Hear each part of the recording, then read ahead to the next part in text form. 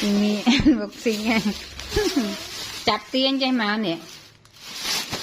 Màu rồi. Ôi Jimmy unboxing ai. Ôi dậy khai luôn rồi. Chậm bò. Nâng Jimmy đâu phải ai lên. Chả lòng là hốt.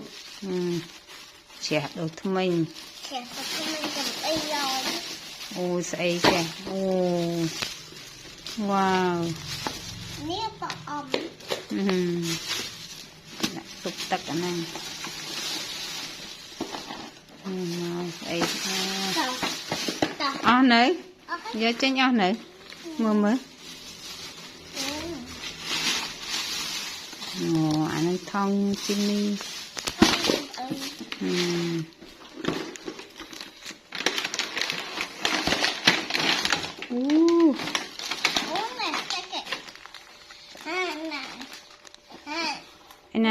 Anh thong lại với cồm. Mình thong lại với cồm hả? Miền nè. Miền đây nè. Ồ.